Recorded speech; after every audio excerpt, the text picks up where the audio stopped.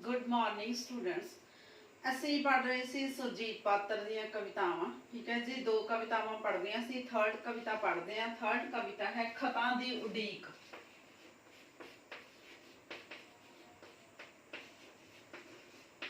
खतां दी उडीक।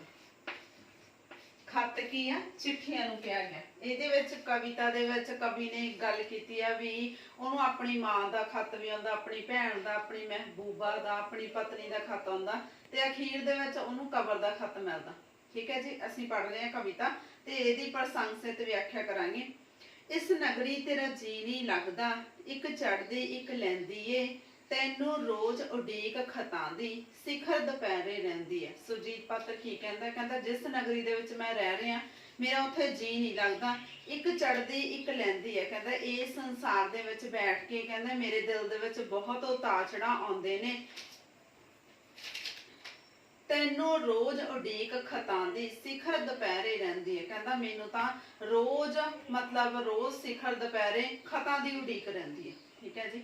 ਇੱਕ ਖਤ ਆਵੇ ਧੁੱਪ ਦਾ ਲਿਖਿਆ, ਮਹਿੰਦੀ ਰੰਗੇ ਪੰਨੇ ਦਾ। ਮਤਲਬ ਉਹਦੇ ਵਿੱਚ ਮਹਿੰਦੀ ਰੰਗੇ ਪੰਨੇ ਦੀ ਗੱਲ ਕੀਤੀ, ਆਪਣੀ ਖੂਬਸੂਰਤ ਪਤਨੀ ਦਾ ਖਤ ਮੈਨੂੰ ਮਿਲੇ, ਤੇਰੇ ਵਿਹੜੇ ਬੂਟਾ ਬਣ ਕੇ ਉੱਗ ਆਵਾਂ ਜੇ ਮੰਨੇ ਤੇ। ਕਹਿੰਦਾ ਮਤਲਬ ਜਿਹੜੀ ਉਹਦੀ ਪਤਨੀ ਆ ਉਹਨੂੰ ਸੰਬੋਧਨ ਕਰਕੇ ਕਹਿ ਰਹੀ ਹੈ, ਕਹਿੰਦੀ ਜੇ ਤੂੰ ਮੰਨੇ ਤਾਂ ਮੈਂ ਤੇਰੇ ਵਿਹੜੇ ਦੇ ਵਿੱਚ ਬੂਟਾ ਬਣ ਕੇ ਉੱਗ ਜਾਵਾਂ। ਇੱਕ ਖਤ ਆਵੇ ਜਿਸ ਵਿੱਚ ਹੋਵੇ ਤਰਲਾ ਕਿਸੇ ਜਵਾਨੀ ਦਾ। ਕਹਿੰਦਾ ਮੈਨੂੰ ਇੱਕ ਅਜਿਹਾ ਖਤ ਆਵੇ ਜਿਸ ਦੇ ਵਿੱਚ ਜਵਾਨੀ ਦਾ ਤਰਲਾ ਹੋਵੇ, ਮੇਰੀ ਮਹਿਬੂਬਾ ਦਾ ਜ਼ਿਕਰ ਹੋਵੇ, ਦੇਖੀ ਚੇਤਾ ਨਾ ਭੁੱਲ ਜਾਏ, ਦਿੱਤੀ ਪਿਆਰ ਨਿਸ਼ਾਨੀ ਦਾ। ਕਹਿੰਦੇ ਅੰਤ ਵਿੱਚ ਕਹਿ ਰਹੀ ਆ ਬਈ ਅਜਿਹਾ ਤਰਲਾ ਅੰਕਿਤ ਹੋਵੇ ਜਿਸ ਦੇ ਵਿੱਚ ਜਿਹੜੀ ਉਹਦੀ ਪਿਆਰ ਦੀ ਦਿੱਤੀ ਨਿਸ਼ਾਨੀ ਆ ਉਹਨੂੰ ਭੁੱਲ ਨਾ ਜਾਵੇ। ਠੀਕ ਹੈ ਜੀ। ਇੱਕ ਖਤ ਆਵੇ ਜਿਸ ਵਿੱਚ ਹੋਵੇ ਤੇਰਾ ਨਾਂ ਇਤਿਹਾਸ ਦਾ ਬੋਲ। ਕਹਿੰਦਾ ਮੈਨੂੰ ਇਸ ਇੱਕ ਤਰ੍ਹਾਂ ਦਾ ਅਜਿਹਾ ਖਤ ਆਵੇ ਜਿਹਦੇ ਵਿੱਚ ਇਤਿਹਾਸ ਦਾ ਨਾਂ ਬੋਲਦਾ ਹੋਵੇ, ਤੇਰੀ ਰਚਨਾ ਦੀ ਵਡਿਆਈ ਤੂੰ ਤੇ ਪੀਲੂ ਕੋਲ। ਕਹਿੰਦੇ ਮਤਲਬ ਉਹਦੇ ਵਿੱਚ ਤੇਰੀ ਰਚਨਾ ਦੀ ਵਡਿਆਈ ਕੀਤੀ ਹੋਵੇ, ਤੇਰੀ ਕਵੀ ਦੀ ਵਡਿਆਈ ਕੀਤੀ ਹੋਵੇ, ਜਿਹਦੇ ਵਿੱਚ ਇੱਕ ਪੀਲੂ ਤੇ ਤੇਰਾ ਜ਼ਿਕਰ ਕੀਤਾ ਹੋਵੇ। ਇੱਕ ਖਤ ਆਵੇ ਮਾਂ ਜਾਈ ਦਾ। ਹੁਣ ਪਹਿਲਾਂ ਮਹਿਬੂਬਾ ਦੀ ਗੱਲ ਕਰ ਲਈ, ਪਤਨੀ ਦੀ ਗੱਲ ਕਰ ਲਈ, ਹੁਣ ਮਾਂ ਦੀ ਗੱਲ ਕੀਤੀ ਆ। ਬਾਜ ਵਿਜੋਗਣ ਰੁੱਤੇ ਦਾ। ਬਾਜ ਔਰਤ ਕਿਹੜੀ ਹੁੰਦੀ ਹੈ? ਜਿਹੜੀ ਬੇਔਲਾਦ ਇਸਤਰੀ ਆ।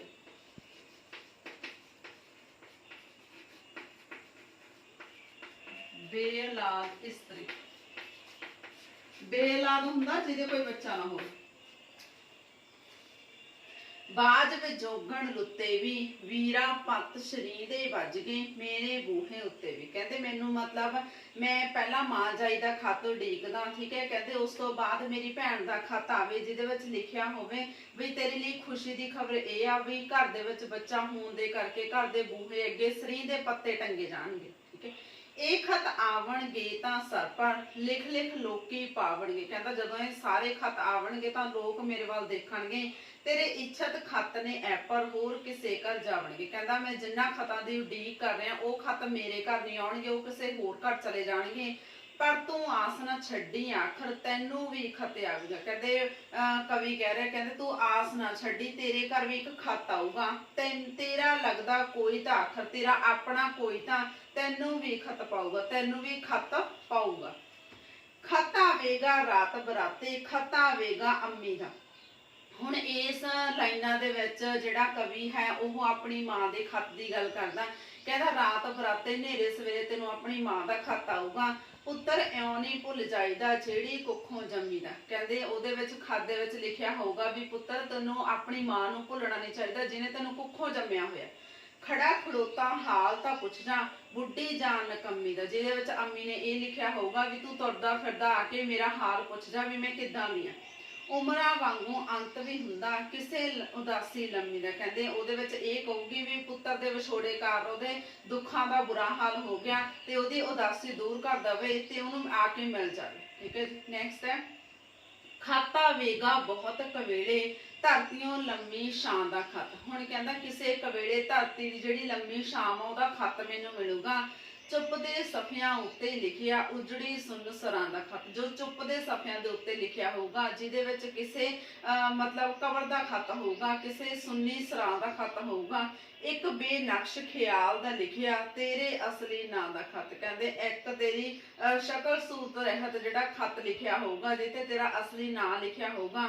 लोग कहणगे कबर दा खाता है, तू आखेगा मां दा खत। कहंदा लोग तैनू ये कहणगे भी तेरा जिहड़ा ये खाता ये कबर दा खाता, तेरी मौत दा खाता, पर तू कहेगा ये मेरी मां दा खाता। खत खुलेगा खत विचों एक, हथ उठेगा शाम जिहा। कहंदा जदों खत खुलूगा तां मेरा जिहड़ा हथ आ ओह चिट्ठी दे नाल लगूगा, खत दे नाल लगूगा। तेरे पिंजर नूं फुलेगा बेकिरका बेराम जिहा। कहंदा तेरे शरीर नूं फुलूगा, तेरे शरीर नूं अंदरों चीज नाल उठला उठूगा, तेरे अंदरों चीज उठेगी। कहंदे जदों तू खत पढ़ेगा तां तेरे अंदरों चीज उठूगी, एक वखरी जी चीज उठूगी। इहदे विच कबर दे खत दी गल कीती है। मच जाओ को राम जिहा। कहंदे जेहड़े शरीर दे विच अनोखी तरह दी कंबनी छिड़ जूगी, तेरा शरीर मच जाऊगा। तेरे अंदरों पंछी उड उड भर जाओ आसमान जिहा। कहंदा जदों तू मर जाएगा तेरी कबर नूं अग लाउणगे। कहंदा ओहदे विच जेहड़े तेरे शरीर दे पंछी ने ओह उड उड के आसमान दे नाल रल जाणगे।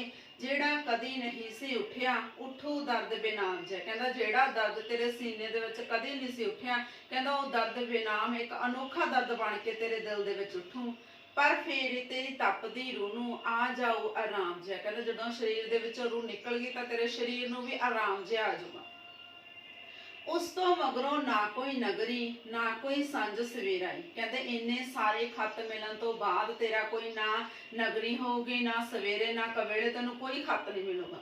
ना कोई फिर उडीक खतां दी, ना कोई तू ना तेरा जी। कहता ना तो तेनू खतां दी उडीक होगी, ते ना ही तेरा कोई अपना होगा, ते ना ही तेरा दिल लगूगा। ठीक है जी। नेक्स्ट कविता है मेरी कविता।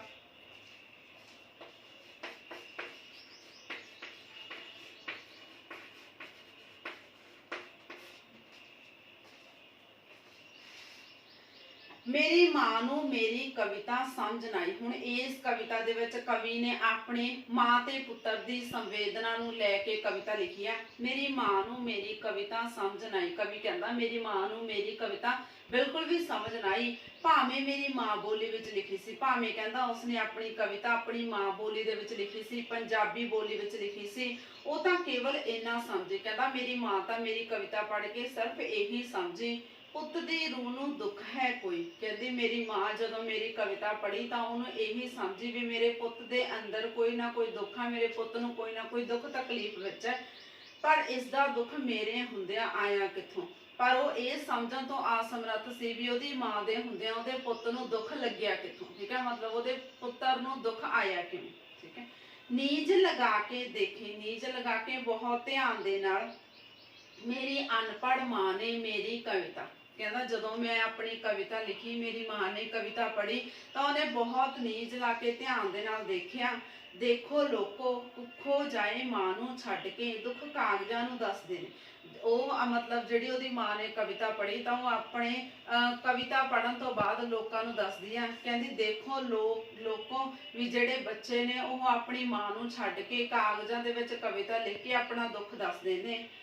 मेरी मां ने कागज चुक सीने नूं लाया। कहना जदों मेरी मां ने कविता पढ़ी मेरे दुखा दर्दां नूं पढ़िया तो उसने अपने उस जिस कागज से मैं अपनी कविता लिखी हुई सी उस कागज नूं चुक के अपने सीने दे नाल लाया। शायद इदां ही मेरे नेड़े होवे मेरे जाया। कहंदी ओहदी मां कह रही सी भी जदों मैं अपनी कविता नूं उस दी कागज नूं अपने सीने दे नाल लाया तो मां ये समझदी सी भी जिहड़े ओहदे दुख ने ओह मैनूं लग जाण। ठीक है, भी शायद कागज नूं सीने लाउण दे नाल भी मेरा जिहड़ा पुत्तर आ मेरे नेड़े हो जावे ते ओहदियां दुखां तकलीफां दूर हो जाण। ठीक है, इत्थे तक सीगीआं सुरजीत पात्र दीआं कवितावां। फर्स्ट कविता आपां मैं राहां ते नहीं तुरदा, सैकेंड पतझड़ जे पतझड़ आई, थर्ड कविता आपां पढ़ी है खतां दी उड़ीक, लास्ट सीगी उन्हां दी मेरी कविता। ठीक है, हुण असीं थोड़ा जिहा इन्हां कवितावां बारे पढ़ांगे।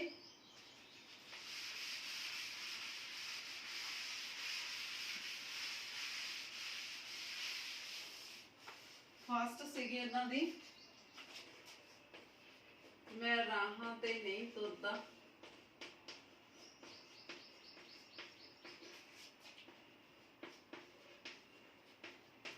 ठीक है। सैकेंड सीगी उन्हां दी जे पतझड़ आई,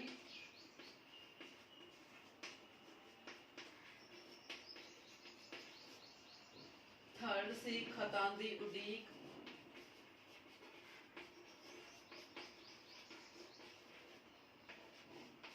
फोर्थ सी मेरी ਠੀਕ ਹੈ ਜੀ। ਇਹ ਚਾਰ ਕਵਿਤਾਵਾਂ ਸੀਗੀਆਂ ਆਪਣੀਆਂ ਜਿਨ੍ਹਾਂ ਦੀ ਆਪਾਂ ਪ੍ਰਸੰਗ ਸਹਿਤ ਵਿਆਖਿਆ ਕੀਤੀ ਹੈ। ਠੀਕ ਹੈ, ਤੁਹਾਨੂੰ ਇਹਨਾਂ ਕਵਿਤਾਵਾਂ ਦੇ ਵਿੱਚੋਂ ਪ੍ਰਸੰਗ ਸਹਿਤ ਵਿਆਖਿਆ ਵੀ ਆਊਗੀ ਤੇ ਇਸ ਤੋਂ ਇਲਾਵਾ ਇਹਨਾਂ ਦੇ ਕੇਂਦਰੀ ਭਾਵ ਵੀ ਆਉਣਗੇ। ਧਿਆਨ ਨਾਲ ਪੜ੍ਹ ਲੈਣਾ ਸੁਰਜੀਤ ਪਾਤਰ। ਨੈਕਸਟ ਕਵਿਤਾ ਜਿਹੜੀ ਅਸੀਂ ਨੈਕਸਟ ਵੀਡੀਓ 'ਚ ਕਰਾਂਗੇ। Thank you.